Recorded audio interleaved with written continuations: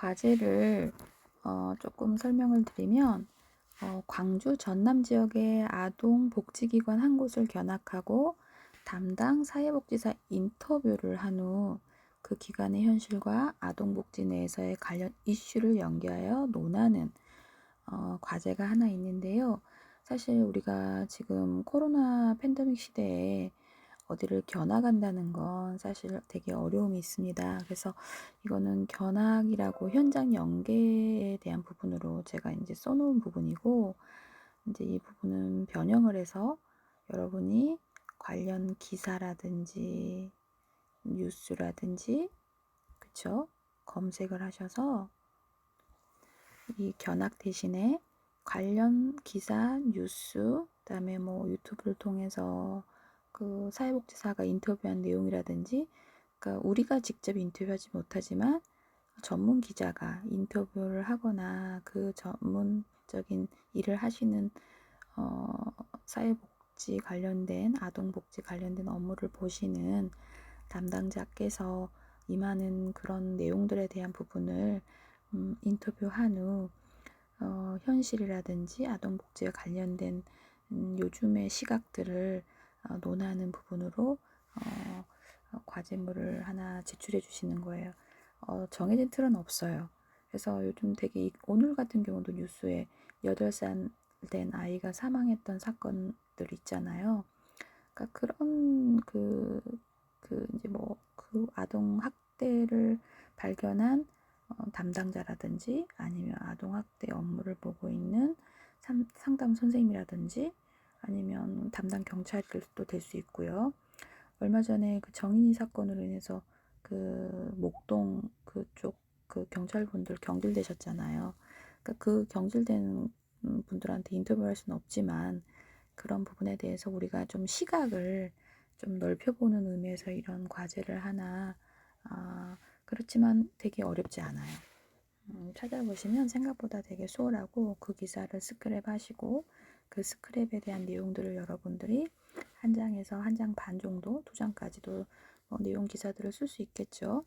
이런 내용이었고 이런 부분은 뭐와 연계해서 우리가 학대하는 부분에 대해서 어떤 부분을 보완해주면 좋을 것 같다라든지, 두 번째는 제가 이제 또 우리 12분 반 대표하고 주제를 조별로 나눠서 이렇게 뭐 위탁 가정 아동 보호라든지 그다음에 뭐 다문화 아이를 어떻게 도와주면 좋은지 뭔가 관련 주제를 하나씩 줄 거예요. 그래서 누구누구가 한 조가 돼서 그 부분에 대해서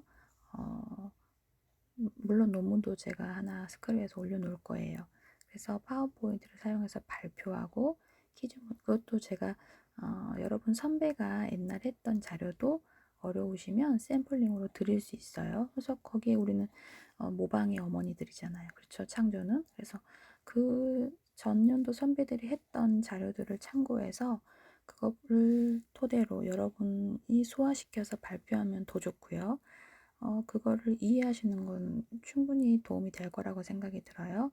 그래서 그거를 우리가 이제 밴드를 만들어도 괜찮지만 CT에다가 올려서 우리가 지금 30분씩 1차, 2차, 3차의 온라인 수업을 올리는데 학교에서는 나머지 시간을 여러분이 어떤 글쓰기를 한다든지 토론을 한다든지 이런 근거 자료를 또 제시를 하라고 한다고 하더라고요. 그래서 다른 교수님들은 온라인 줌이 수업이 편하다라고 말씀을 하시는데 저는 이 과목도 딱딱한데 굳이 여러분을 아침 10시부터 앉혀서 졸리게 책을 줄줄 리딩할 필요가 있을까라는 생각이 들더라고요. 그래서 모바일로 열심히 틀어 놓으시고 조금 이 과목만큼은 12분 반을 스트레스 주지 않으려고 지금 생각을 하고 있어요. 그래서 대표를 통해서 의견을 주셔도 되고 쪽지에다 저를 주셔도 되고, 그래서 최대한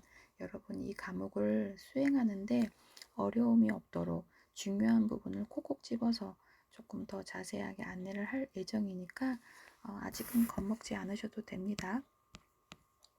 자, 우선 일장을 제가 여러분이 책이 없으시니까 조금 자세하게 이 책에 대해서 좀 진도를 좀 나갈게요. 여러분이 또 실습을 가기 전에 저도 좀 진도를 빼내야 되는 부분이 있어서 저도 책이 오늘 바뀌어서 좀 당황스럽긴 해요. 그렇지만 어떤 장이든 책을 열면 정의, 개념이 먼저 나옵니다. 그래서 아동복지란 무엇인지 이 개념과 이 부분을 어떻게 우리가 이해하면 좋은지에 대한 부분으로 조금 아주 천천히 살펴보도록 하겠습니다. 아동복지가 무엇인지 알기 위해서는 아동복지의 대상인 아동의 개념을 이해할 필요가 있겠지요. 그래서 차일드는 사전적인 의미로 이제 나이가 적은 사람, 대개 유치원에 다니는 나이부터 사춘기 전의 아이를 이제 표준 국어 사전에서 안내를 하고 있고요. 일반적으로는 6살에서 13살까지의 인간의 발달 단계를 아동기라고 말하고 있는데요. 6세에서 9세까지의 아동을 초기, 10살에서 13살까지 아동 중기, 사춘기 초기로 구분을 합니다. 그렇지만 아동기는 사회의 문화적 특수성을 반영하는 개념이므로 아동에 대한 사회의 역할과 기대가 아동을 개념화하는 데 영향을 미치기도 합니다. 따라서 각 나라는 아동의 그 사회적인 책임과 권리를 어떻게 보는지에 따라 아동의 나이를 법적으로 다양하게 규정하고 있고요. 우리나라도 법마다 사실 아동의 나이 규정이 좀 달라요. 그래서 좀 여러분들이 헷갈리기도 하는데 우리 교재 14페이지의 표에 영유아 보육법 이제 벌써 법이 나오네요. 좀 딱딱하지만 그냥 시험에 낼 건 아니에요. 여러분이 그냥 이런 게 있구나라고. 근데 우리가 유치원 교사나 어린이집 교사를 이제 여러분이 4학년 말에 자격을 취득하시게 되면 이제 법령이 적용되는 교사에 대한 부분으로 영유아 보육법은 되게 많이 듣는 법이기도 합니다. 아동복지법이라든지 이제 그 외에 청소년 기본법, 청소년 복지지원법, 청소년 활동진흥법 이런 법은 또 저도 처음 들어보네요. 거기에 나이는 9살부터 24세 이하라고 해요. 왜 24세라고는 그 기준을 정해놓은지 아세요? 아직 여러분은 지금 22, 셋? 그 정도 되시나요? 그래서 지금 그 청소년 활동 지원법, 진흥법에 해당되는 연령이기도 하시죠. 그런데 제가 아는 24세에 대한 부분은 사실 성장이 멈추는 그때부터 노화가 시작되는 그래서 24세까지는 여러분들이 키가 커요. 그래서 여러분들이 뭐 쇠를 씹어 먹어도 소화가 된다라는 말이 있잖아요. 성장을 하기 때문에 늙지 않는 거죠. 부럽습니다, 여러분의 젊음이. 그래서 청소년 활동진흥법, 청소년 복지지원법은 24세 이하라고 국가법령정보센터에 그런 표를 가져와서 책이 안내를 하고 있네요. 그래서 법마다 아동의 나이가 다른 것은 각 법의 취지와 목적이 다르기 때문이지만 이는 아동복지 정책 수립과 서비스 전달에 혼란을 줄 수 있기 때문에 장기적으로 아동에 관한 통합적 정의를 모색할 필요가 있습니다. 그래서 UN 아동 권리 협약이 이제 한국에서 MPO라는 연대를 통해서 2010년에 그런 정의를 모색하자라는 이야기를 했고요. UN 아동 권리 협약에서는 아동을 18세 미만의 모든 사람으로 규정하고 있어요. 그래서 여러분은 UN 아동 권리 협약에 해당되는 연령은 아니시죠? 많은 국가에서 아동의 나이를 18세 미만으로 정의하고 있고요. 이제 우리나라로 말하면 고등학생까지가 UN 아동 권리 협약에 해당되는 연령이기도 하죠. 그래서 이 책에서도 이 교재에서도 아동 권리 협약과 아동 복지법의 정의를 적용한 아동의 나이를 18세 미만은 자로 기술을 하고 접근을 그쪽에 맞춰서 이제 접근하려고 합니다. 아동복지의 개념을 제가 아까 말한 24세가 여기 여러분이 이 법에 해당이 된다는 이야기를 좀 전에 설명을 드렸고요.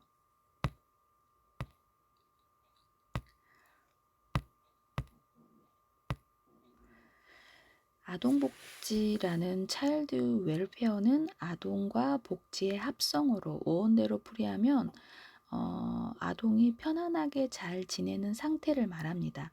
아동복지는 아동복지 제도, 아동복지 정책, 아동복지 서비스로 표현하기도 하는데요.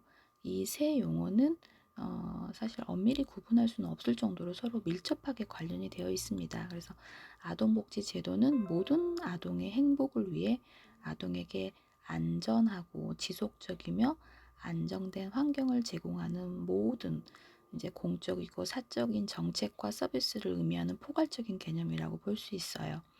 아동복지 정책은 국가나 지방정부가 아동복지를 위하여 설정한 목적과 원칙, 행동 방향, 절차 등을 의미하고요. 이런 점에서 아동복지 제도보다 실천적 의미가 강하지만 서로 혼용되는 경향이 있기도 합니다. 그래서 아동복지 서비스는 정책 목표를 달성하기 위해서 아동이나 아동이 속한 가정에 제공하는 소득 지원과 보육, 교육, 음식, 보건의료, 아동의 생활 조건 개선을 위한 주거라든지 상담, 치료 등 각종 그런 급여, 현금 급여를 의미하기도 합니다. 그래서 아동복지는 이념에 따라 제도, 정책, 서비스의 초점과 범위를 달리한다고 볼 수 있는데요. 좁은 의미의 아동복지 제도는 자녀적이고 선별적입니다. 그래서 복지제도와 관련된 개념으로 부모의 양육이 불가능하거나 어렵고 또 정서라든지 행동, 발달상 취약한 아동의 특수한 욕구에 관심을 두기도 합니다. 이때 아동복지 서비스는 아동 보호를 1차적으로 책임지는 가족이 아동의 욕구를 적절하게 충족하지 못할 때 제공해야 한다고 여기므로 기본적으로 위기중심적이고 사후 처방적이라고 볼 수 있습니다. 그래서 이러한 접근 같은 경우는 일반 가족은 도움이 필요하지 않다고 전제하기 때문에 도움받는 사람에 대한 부정적인 시각을 가질 수 있죠. 우리도 왜 그런 그 바우처를 사용하면서 그 아이들이 그런 것들을 음, 사용함으로써 눈치를 보게 되는 그런 시각, 부정적인 시각을 가지게 되는 부분이 이런 부분과 일맥상통한다고 볼 수 있습니다. 그래서 미국과 우리나라의 아동복지는 주로 이러한 정의로 택해 왔어요. 반면에 넓은 의미의 아동복지 제도는 특별한 보호가 필요한 아동뿐만 아니라 모든 아동이 가족과 사회의 일원으로 정신적, 육체적으로 건강하고 행복하게 성장할 수 있도록 필요한 제반 환경을 조성하는 국가와 사회의 노력을 의미하기도 합니다. 그래서 이러한 관점에서 아동복지 제도는 아동의 영역에만 국한되지 않고 가족과 사회, 그다음에 경제제도 등과 연결된 복합적인 성격을 띠고 치료와 개입을 넘어서 예방, 그런 부분을 강조한다고 볼 수 있습니다. 그래서 서비스 내용도 아동의 신체적이고 심리적이고 사회적 발달을 위한 것뿐만 아니라 교육과 의료, 공원, 여가와 공공안전 영역을 포함합니다. 선진국인 스웨덴, 프랑스 같은 유럽 국가에서는 아동 수당과 같은 제도를 통해 아동 문제를 사전에 예방하는 데 초점을 맞추므로 주로 넓은 의미의 아동 복지, 제도적, 보편적 복지가 이루어진다고 볼 수 있는 거죠. 그러니까 보편적 복지라는 게 다르게 말하면 우리가 지금 뭐 4차 정부 지원금이라고 뉴스에서 요즘 다루고 있잖아요. 여러분이 정부 지원금을 받을 수는 없어요. 왜냐하면 선별이라고 하는 그 단어가 있잖아요. 자영업자들도 최대한 500만 원을 받을 수 있다. 어떤 곳은 100만 원, 어떤 곳은 500만 원. 근데 우리는 지금 자영업을 하지 않기 때문에 자영업자가 아니기 때문에 못 받는 거잖아요. 어, 그래서 보편적이라는 거는 누구나 다 받을 수 있는 좋은 단어일 때가 있어요. 복지 차원에서. 그런데 이제 선별한다는 건 골라서 주는. 그래서 우리나라 같은 경우는 보편적 복지가 아니라 그 전에는 선별적인 추려고 그러니까 그런 골라야 되는, 그래서 그게 부정적인 시각을 주는 그런 부분이 있지 않았나라는 생각을 하게 합니다. 우선은 이런 제 설명보다는 이런 개념에 대한 부분을 조금 학문적으로 좀 딱딱하긴 하지만 책에서 안내하는 부분으로 들려드릴게요. 그래서 복잡한 현대 사회에서 아동복지를 좁은 의미로 국한하여 정의하는 것보다 넓은 의미로 정의하는 것이 필요합니다. 그래서 아동은 가족 안에서 생활하고 가족은 지역사회 안에서 살아가며 지역사회는 사회적, 경제적, 문화적, 정치적 맥락 속에서 존재하므로 아동복지는 아동이 속한 사회 구조 안에서 이해하여야 한다라는 부분이고요. 이에 따라서 아동복지의 목표도 위험으로부터 아동을 보호하는 것뿐만 아니라 아동의 가족을 보호하는 것으로 더 나아가 아동이 잘 성장할 수 있는 건강한 지역사회가 되는 것을 확장하는 것이기도 하지요. 그래서 아동복지가 왜 필요한지에 대한 부분으로 접근을 해보면 과거에는 아동의 권리가 거의 없었고 의무만을 좀 충족시키는 성인의 축소판으로 여겨왔던 것이 현대에 와서는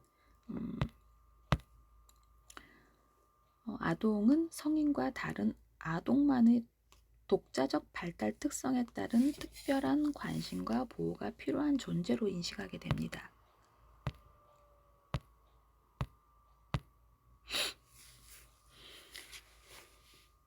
그리고 아동에 관한 과학적 연구를 촉발하고 아동 복지의 필요를 확인하게 되는 부분이 이제 필요성으로 설명이 되고 있는데요. 인구 사회학적 변화도 아동 복지에 대한 사회적 책임 강화의 필요성을 대두시키고 최근 우리 사회의 저출산, 고령화 정말 심각하죠. 그래서 요즘은 이제 고령화가 되기 때문에 간호학과가 이제 병원을 가는 확률이 높아지는 고령화 사회에 접어들다 보니 간호학과가 요즘 굉장히 인기학과가 되고 유아교육과도 예전부터는 인기가 많았지만 애들을 출산하지 않기 때문에 그렇게 이제 간호학과가 더 인기가 많아지는 부분이 조금 요즘 현실이기도 하더라고요. 그래서 경기 침체시키고 국가 경쟁력을 약화할 수 있는, 그래서 우리나라 저출산 고령화 국가 경쟁력이 지금 이제 약화될 수밖에 없는 시대에 접어들었어요. 여러분들 이제 긴장하셔야 된다는 거죠. 그래서 제가 아는 친분 있는 원장님들은 어린이집 원장을 하시면서 사회복지 공부를 많이 하세요. 그리고 제 대학 동기 하나도 얼마 전에 어린이집을 정리했다라고 하더라고요. 유치원을 굉장히 오래 하고 어린이집을 20년 가까이 운영을 했었는데 저보다 나이가 좀 있는데 대학을 늦게 오셔가지고 동기 친구로 같이 늙어가는 처지라고 친하게 지내는 언니가 있는데 2월 28일 날 어린이집 정리했다. 이제 그 주간 보호센터, 그래서 유치원, 그러니까 이제 노인 유치원이죠. 그래서 할머니 할아버지들이 다니는 노치원으로 노치원이라고 하는데 주간 보호센터를 이제 3월부터 운영을 한다라는 얘기를 하더라고요. 그래서 출산율이 저조하고 고령화 사회로 들어가니까 발빠르게 사회복지 공부를 했었고 간호조무사 공부도 했다라는 얘기를 하는데 이게 현실이에요, 여러분. 그래서 여러분도 지금은 이런 말들이 잘 들리지 않을 수도 있지만 앞으로 10년 뒤에, 15년 뒤에 여러분이 또 누군가가 그런 노치원의 센터장이 될 수도 있는 거죠. 사람 이름 모르니까요. 그래서 우리나라는 세계적으로 매우 낮은 수준의 출산율을 기록하고 있고 이는 자녀 양육 부담이 큰 사회 현실 때문이라고 할 수 있겠죠. 집값도 너무 비싸고요. 그래서 여성의 경제활동 참여가 많아지고 가족 규모가 작아지면서 가족의 돌봄 기능이 축소되었고 이제 공보육 제도가 보편화되어 있지 않은 상황에서 가정의 자녀 양육 부담은 더 커졌고 이에 따라서 자녀 양육 부담을 덜 수 있는 이제 보육 정책 마련들이 좀 시급해지고 있죠. 근데 뭐 바우처 제도가 지금 뭔가 보완이 되어야 되는 부분도 있지만 사실 현장에서 그렇게 그거를 막 반기는 입장들은 아니에요. 그래서 경제적 변화도 아동의 삶에 큰 영향을 미칩니다. 그래서 세계화라든지 개인 빈곤 격차는 더욱 벌어지고 있죠. 부익부, 빈익빈 이런 것처럼요. 그래서 우리나라 같은 경우도 1990년대 이전까지는 고성장을 유지해 왔지만 97년 IMF 제가 졸업할 때쯤에 이제 IMF가 터져가지고 되게 취업이 안 됐었을 때였어요. 여러분이 몇 년생인지는 제가 계산을 아직 못 해봤는데, 그러니까 지금 제 친구들 딸들이 대학교에 들어갔거나 졸업은 아직 아니니까 여러분 부모님보다는 한두 살 정도 제가 어리겠네요. 그래서 실업률이 높아졌고 노동시장 유연화로 일용직이라든지 임시 노동자 수가 늘었고 소득 양극화가 심화되고 이런 이제 경제적인 양극화가 굉장히 심화되고 있잖아요. 우리나라도 서울의 집값이 어마어마하잖아요. 그래서 그런 사회 안전망에 대한 부재한 상태에서 고용 불안과 실업, 개인 삶의 질을 급속히 하락시켰고 경제 위기 상황에서 그런 극복 과정, 그런 부정적인 영향, 대부분의 저소득 취약계층에 집중되게 됩니다. 그래서 정부는 사회복지 지출을 늘리고 저는 이번에 보니까 우리가 사회복지가 항상 이렇게 어렵고 맨날 이렇게 가난한 사람들은 항상 가난해야만 할까 이런 거를 보면 동행이라든지 그런 다큐 같은 걸 보면 씁쓸하던데 생각보다 이게 코로나 팬데믹에 우리나라가 그 예산에 대한 부분으로 우리가 세금을 많이 걷기도 하고 우리나라가 생각보다 되게 곳간이 그득하구나 재산이 제법 있구나라는 생각을 좀 하기도 해요. 그래서 너무나 돈을 쓸 때 제대로 쓰지 못하는 것도 있구나라는 생각을 하기도 하는데 그래서 그런 사회복지 지출에 대한 부분을 늘리고라는 책에서 안내가 있는데 그냥 가볍게 느껴지지 않네요. 그래서 여러분들이 아까 과제에 대한 부분으로 이런 부분은 뭔가 개선돼야 된다 이런 게 끝나는 게 아니라 구체적인 뭐 소극적인 그 정부 지출에 대한 부분으로 이런 부분을 사회 안전망에 포함시켜서 이런 대책을 좀 세우면 어떨까 이런 제안들에 대한 시각을 좀 가져보는 게 제 과제의 첫 번째 목표이기도 해요. 그래서 사후 처방적이고 소극적인 개입은 빈곤 문제를 해결하지 못하고 가족 빈곤은 아동의 건강한 성장을 저해하기는 위기의 요인이 되죠. 그래서 작년에 이제 제가 아동복지와 권리라는 과목을 했을 때 그 울산에서 아이가 그 5층에서 그 지붕을 타고 컵라면 하나 훔쳐 먹었던 내용의 기사가 한참 이슈가 됐을 때였어요. 그래서 제가 그 동영상을 보면서 너무 놀랐어요. 어떻게 그 아이가 지붕에서 발만 헛디뎌도 5층으로 떨어지는 거예요. 그 배고픔을 못 이겨서. 그 빈곤하지 않은 아이지만 그 부모가 제대로 그 아이의 의식주를 해결해 주지 못하는 그 위기 요인에 대한 부분이 너무너무 속상하더라고요. 우리나라에 그런 일이 아직도 있다는 게 사실 너무 속상한 부분이기도 합니다.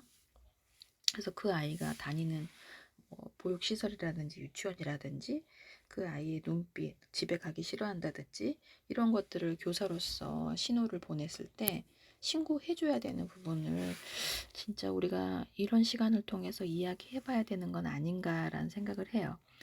어, 우선은 좀 책이 없으시니까 이 책에 대한 부분으로 좀 제가 자세히 리딩을 좀 해드릴게요. 그래서 이제 최근에 이혼과 사별, 가족 해체로 한부모 가정이 증가했고 재혼 가정과 이반 가정, 위탁 가정, 다문화 가정, 새로운 형태의 가족도 나타나게 되죠. 그래서 이혼은 아동 양육의 책임과 역할을 모호하게 하고 자녀의 안정된 삶을 위협할 뿐만 아니라 정서적인 문제도 일으키기도 합니다. 근데 요즘 이제 이혼한 가정들이 너무 많고 또 그 한부모, 편부모라는 단어가 없어지고 한부모라는 단어를 쓰는데 그래서 새롭게 구성된 가족인 재혼 가정이라든지 입양 가정, 위탁 가정, 그래서 가족 구성원의 변동에 따른 혼란과 그런 적응 부담이 크고 다문화 가정 역시 문화 차이에 따른 어려움들을 겪을 수 있습니다. 그래서 가정의 유형이 다양화하면서 아동 복지와 관련된 문제가 더욱 복잡해지고 욕구는 다양해지고 이에 따라 아동 복지의 영역과 대상도 이제 확대되고 있다는 부분을 잠시 설명드렸습니다.